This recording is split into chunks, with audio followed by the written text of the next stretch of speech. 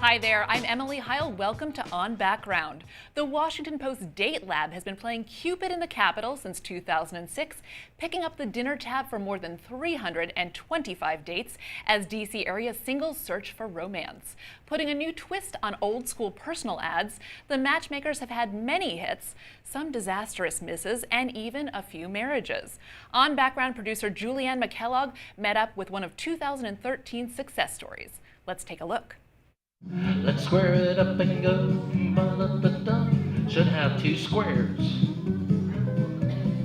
Bound to your partner and a corner to join hands. Circle left around, then bring the round you go. Almost nobody there can keep up with me because I've got over 50 years of dancing. Everybody swing. Oh, dancing, oh no. See, when I was a kid, my mother sent me to dancing school. And it really got me off on a real negative thing about dancing. Charles has been generous about being adventurous and trying it. It's difficult for me. I'm kind of tense when I'm square dancing. But I know it's a good thing to do, and I think I'll do fine with it. Plus, Linda likes to do it, so hey, we go out, you know. She's quite a square dancer. So I'm going home promenade.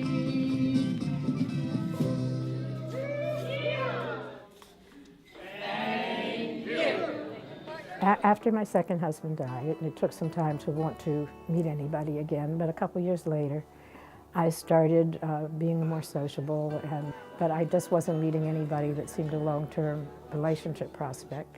Well, I've been into internet dating, and even before that, the Washington Post had printed ads.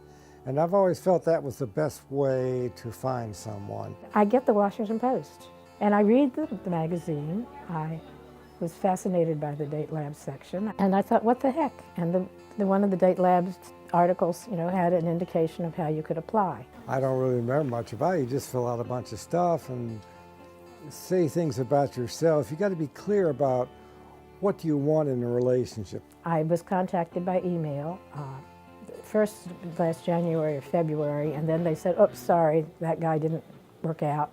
And then again in March or April, we started talking about finding a time and place to meet someone who might match me. The first date was May 20th, and I remember near the end of the date thinking, you know, he's really interesting enough, it'd be fun to see him again. The question in the first date is, are you going to have a second date or not? That's basically the only question you have to answer. And he finally asked me for my phone number, and I said, oh, let's be modern and exchange email addresses too, and he said, sure. In the 20s, you're still trying to get yourself grounded. What kind of people do I like? What really works for me? In the 70s, you want longevity. You want someone you can settle down with. I think it just sort of grew over time. What a heartwarming story. Here with me to discuss more memorable Date Lab moments is Christina Antonitas from the Washington Post magazine. Christina, thanks so much for joining us. Thank you. So that was a lovely story. Such a happy couple. What was it about the two of them that made you put them together? And why did they work out when others don't? Well, I think with those two, actually, they probably matched up on fewer things on their questionnaires than we usually have. But they did both seem like they had an adventurous spirit. They both like travel, they mentioned, and they both seemed open-minded and like they would approach this with you know, a positive attitude. So we thought that would work well. Mm-hmm. And it turned out when they met, the things like travel they didn't have exactly in common. She's more of an international traveler and he's more within the United States. But they just kind of rolled with it and looked for the things that they did have in common. And talk to us a little bit about the methodology you use. So many dating websites seem to be very data-driven, very scientific, but you write in this end-of-year wrap-up that you think that matchmaking is more than matching traits on a checklist. It seems the way the Date Lab goes about it, it's very human. Tell us about that process. Right, our approach is very non-scientific. It is very human. We are looking at traits that they're saying they're interested in when they fill out their questionnaire. They give us a lot of information about what they want and who they are.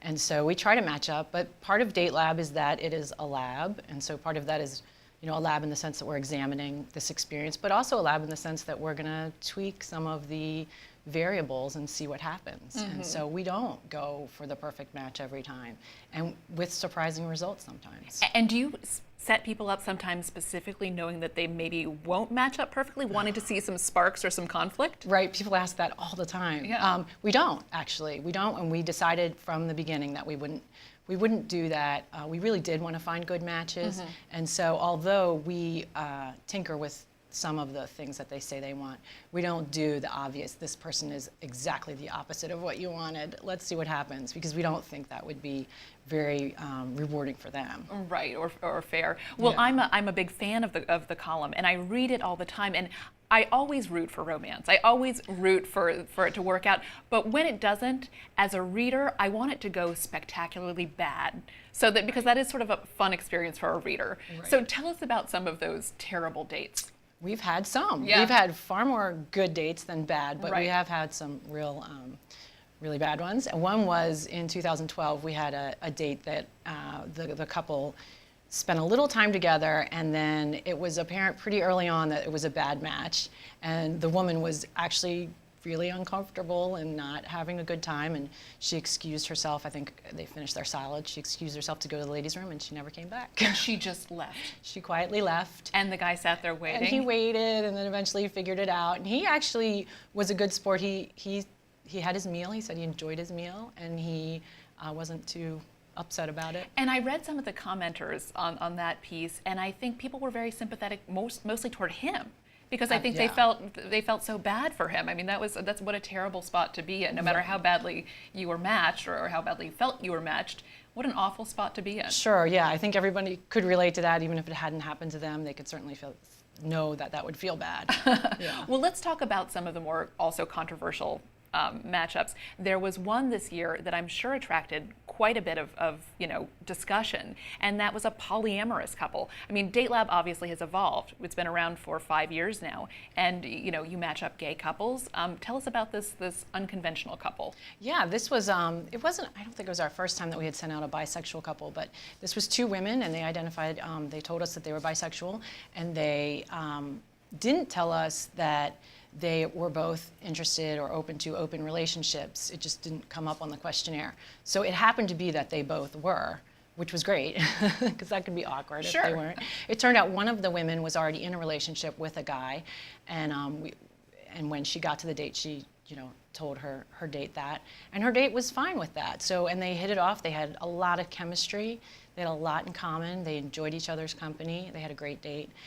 It was controversial. I think most of the comments we got were negative because of the open relationship part of it, rather than it being a bisexual date. It was a great date, though.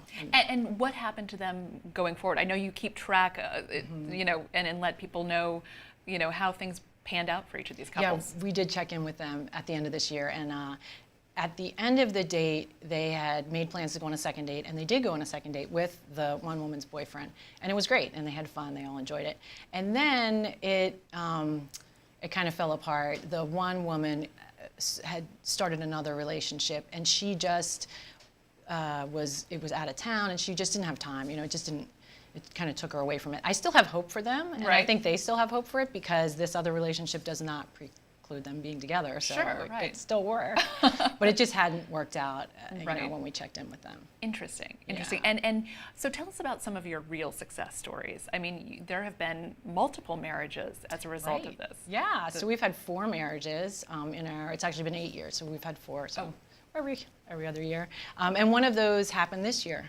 So in the fall, we had a couple that got married, and they had gone out in 2011, and they had a great date. Their first date ended, and they both gave it high ratings, and they just really hit it off. So they just got married. Now, what can you tell us about first dates based on your experience with Date Lab? I was so fascinated in the story about Charles and Linda, where he said, the only thing I want to know for a second date, is on a first date is, should I go on at a second date? Right. What is the magic of a first date?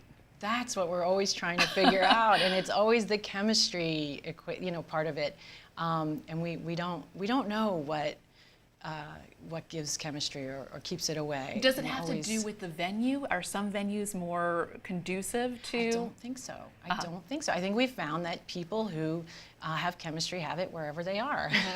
So couples, yeah, they tend to, they just have it or don't have it. And we always try to ask them, so what was it? Right. What was missing?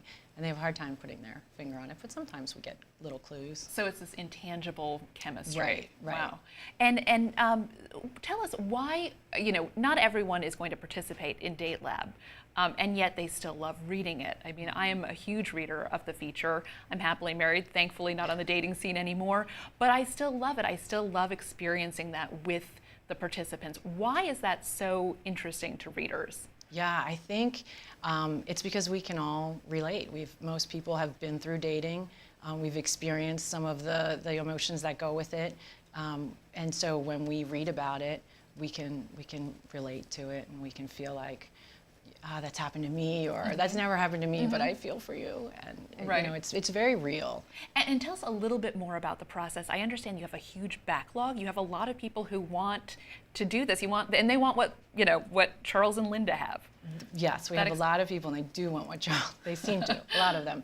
And sometimes people will be in our database for actually years, and then we just happen to find a great match. We really are looking for great matches, so sometimes it takes a long time. And we, they come into the database, and we search based on what they tell us about themselves, and we try to find a match we think will be great. And so tell us, this year you also relied a little bit more on celebrity matchmakers. I think you had Washington Post columnist Gene Weingarten played matchmaker. Chris Cooley, formerly of the Redskins, played matchmaker. How did that work out? Those dates had varying degrees of success. We had some of them were good, and none of them were horribly bad. But none of them, I think we did that with 5 different people, and none of them ended up being a match that was lasting. But they were all pretty good, that the couples liked each other at least.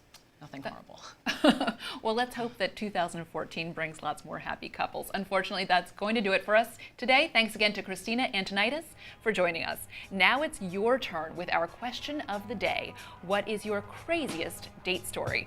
Tweet us those stories to @background and use that hashtag #postback. Have a safe, happy, and date-filled holiday.